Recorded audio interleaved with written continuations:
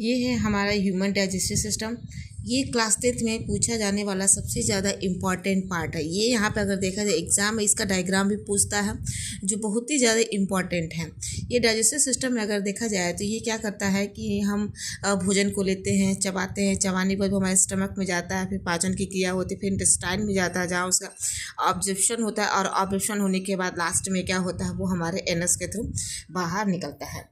तो यहाँ पे देखा जाए तो ये वाला जो हमारा पार्ट दिख रहा है ये हमारा क्या है, ये मुख है, जिसे हम माउथ के नाम से जानते हैं। मुख में हम अपने फूड को लेते हैं और लेने के बाद हम अपने जीभ और दांतों की सहायता से अच्छे तरीके से यहाँ पे इसका मिक्सअप होता है, यानी कि हम भोजन को चबाते हैं। और चबाने के बाद क्या होता है कि ये जो हमारा ये जो हिस्सा दिख रहा है, ये पाइप दिख रही है, ये हमारा फूड पाइप है। फूड पाइप के साथ होते हुए जो हमारा ये भोजन है ये इसोफेगस की नली में यहाँ पे एंटर करता है। तो ये जो लंबी नली इसे इसोफेगस कहेंगे, और ऊपर वाला जो छोटा सा हिस्सा है मुख से लेकर ये जो कंठ तक होती है इसे हम ग्रसिका के नाम से जानते हैं, यानी कि फिरेंक्स होता है। और यहाँ से लेकर और यहाँ तक का जो हमारा ट्यूब है इसे हम इसोफेगस के नाम से जानते हैं।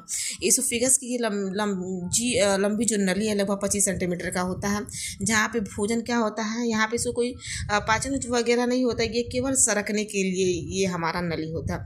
और ये नली से होते हुए भोजन जो होता है ये हमारा आमाशय यानी स्टमक में जाता है, और 4 से 5 घंटे तक हमारा भोजन यहाँ पे स्टमक में होता है। और स्टमक से होते हुए हमारा यहाँ पे भोजन जो होता है यहाँ पे ड्यूडेनम में आता है। ये जो हमारा ड्यूडेनम है, ड्यूडेनम में भोजन आने के बाद क्या होता है कि जो हमारा लीवर होता है, लीवर के पास जो बाइल जूस वगैरह होते हैं यहाँ पे मिलता है। और पैंक्रियाज जो होती है, पैंक्रियाज से जो निकलने वाले पैंक्रियाटिक जूस होते हैं इसी ड्यूडेनम में मिलते हैं। ठीक है, ये ग्रहण यानी कि इंटेस्टाइन का ये पहला भाग है। और ये ड्यूडेनम से होते हुए हमारा जो भोजन है वो जेजुनम में जाता है। जेजुनम एक लंबी नली है जहाँ पे भोजन का ऑब्जर्प्शन होता है। और ये लास्ट जो नली होती है वो हमारी इलियम है। और ये इलियम से होते हुए हमारा जो भोजन है, जो अपशिष्ट भोजन है, जो हमारे शरीर के लिए अनुपयोगी, जिसका कोई काम नहीं है, तो ये छोटी आंत का जो पहला हिस्सा है यहाँ पे एंटर करता है। या फिर हमारी ये ट्रांसवर्स कोलोन है। और आपका ये देखा जाए आरोही, अवरोही, ये अनुप्रस्थ, ये तीनों नली से होते हुए जो हमारा भोजन है यहाँ पे रेक्टम में पहुँचता है। और रेक्टम में क्या होता है कि जो एक ये भी नली है जहाँ पे हमारा अपशिष्ट जो हमारा मल होता है वहाँ पे इकट्ठा हो जाता है।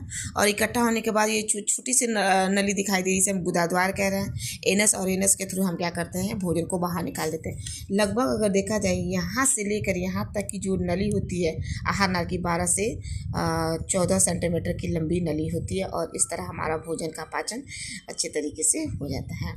आई होप आपको वीडियो अच्छी लगी हो तो प्लीज़ लाइक शेयर और सब्सक्राइब करिए, और ज़्यादा से ज़्यादा चैनल को फॉलो कीजिए। तब तक के लिए bye bye, thank you so much.